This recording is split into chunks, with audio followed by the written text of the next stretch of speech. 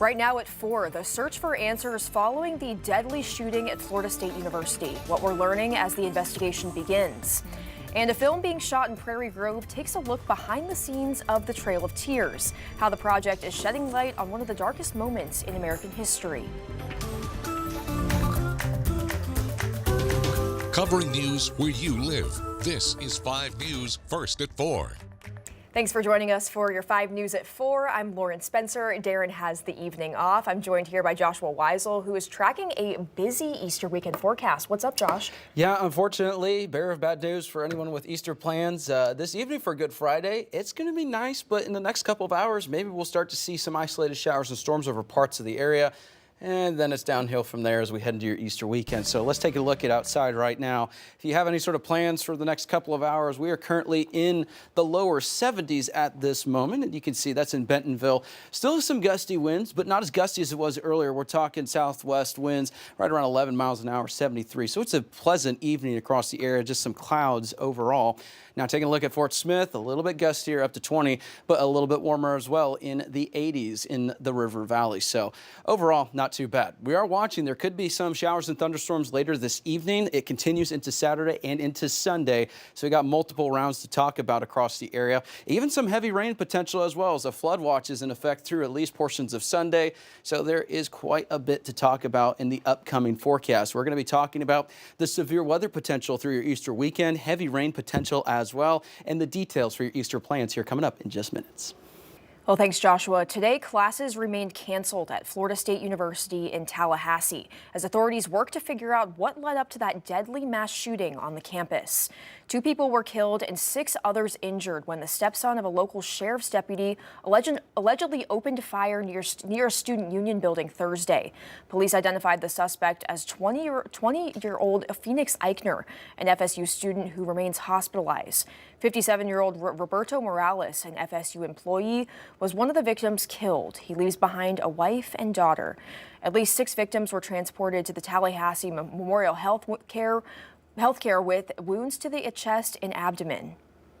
3 of them did go to the operating room and have since been out of the operating room. We do feel that all will make a full recovery. Authorities say one of the weapons Ikner used in the attack was his stepmother's former service weapon, which she legally purchased as a personal handgun.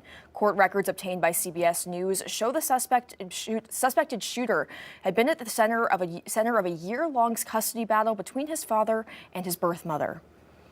The Trump administration says it's prepared to walk away from peace talks with Russia and Ukraine if both sides don't make progress soon.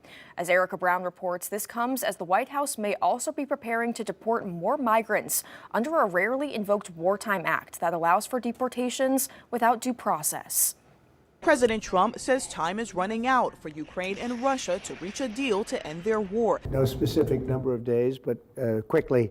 During a meeting with European allies, Secretary of State Marco Rubio said the U.S. is preparing to walk away from diplomacy talks unless progress is made in the coming days. We've reached a point where we have other things we have to focus on. We're prepared to be engaged in this as long as it takes, but not indefinitely, not without progress. Trump laid out what he wants to see when talks resume next week. My whole life has been one big negotiation, and I know when people are playing us, and I know when they're not, and I have to see an enthusiasm to want to end it. President Trump was also asked about reports that 2 Venezuelan men detained in Texas have been told they will be deported under the Alien Enemies Act, a wartime law the administration invoked for swift deportations without due process. I don't know about the group you're talking about, but if they're bad people, I would certainly authorize it, yeah.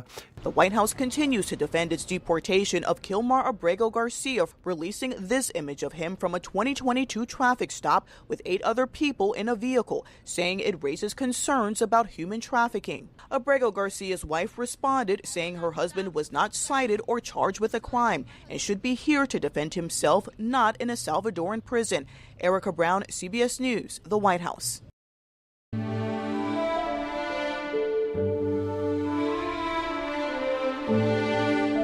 This weekend marks 30 years since the Oklahoma City bombing. A remembrance ceremony is happening tomorrow at the memorial. It's being moved indoors due to the weather threat on Saturday. Former President Bill Clinton, who was in office at the time of the attack, is scheduled to be tomorrow's keynote speaker. They'll also remember and read the names of all 168 people who lost their lives. It still remains the deadliest domestic terror attack in U.S. history. We'll be airing the full ceremony this Saturday morning on 5+. Live coverage starts at 8:30. You can download 5+ on your TV and watch for free. And 5 News anchor Morgan Wrigley will also be in Oklahoma City. She'll share stories about the victims connected to our area and how some locals rushed in to help the day of the attack. You can watch her live coverage from the memorial tonight at 5 and 6 and in the 6 o'clock hour of 5 News this morning, Saturday. Right now, filmmakers in Prairie Grove are bringing to life the story of a Cherokee man to walk the Trail of Tears. 5 News reporter Jose Carranza is live on location with the crew. And Jose, those behind the film hope this project can shed light on a story rooted in history. Yeah, that's right, Lauren. The team behind Trail of Tears, the hymn, has been out here working all day. And the basis of the film is a hymn that survived one of America's darkest times. Now, this is being shot on land connected to the real Trail of Tears. It follows the story of a man who saved his grandmother's hymn during the forced relocation. Filmmakers say it's about honoring Native history and resilience. This is based on a true story. A Cherokee man in North Carolina transcribed his grandmother's song into a journal. To him, it was the most important thing he had. He was actually murdered on the trail. Somebody else finds the journal, and in the exciting ending of this movie, the Cherokee Girls Choir transcribes it and puts it to music, and it is now a well-known and popular Cherokee hymn. Now, more than 40 Native thespians are working on this film, and they say they're telling this story the way it was meant to be told. This short film will be part of a 5-part anthology series that will eventually be streaming on Tubi TV. For now, we're live in Prairie Grove, covering news where you live. Jose Carranza, 5 News. All right, thanks, Jose. The Jackson L. Graves Foundation has kicked off a $250,000 endowment campaign to support critically ill infants. The goal is to ensure sustained support for babies in NICUs, as well as caregivers and the facilities that are providing them the treatment. So far, the foundation has raised over $100,000 toward their $250,000 goal. The Jackson Graves Foundation was established 20 years ago, and we want to be able to support neonatal care forever. And this way, whenever we move away from day-to-day operations, we'll still be able to have the money invested in gaining interest, and we'll be able to answer those needs in neonatal care as they come up. The Jackson L. Graves Foundation was established by James and Angie Graves in memory of their son, Jackson Lee Graves. Taking a look at your traffic across the area, there is nothing to report in terms of accidents or anything like that, but there are going to be a couple of regular slow spots that you need to be aware of. So typical slow spots on the way home with your evening commute, just keep in mind those may be, once again, an issue on your way home this evening. Speaking of issues, we have a turbulent forecast on the way for this weekend. Full details here coming up.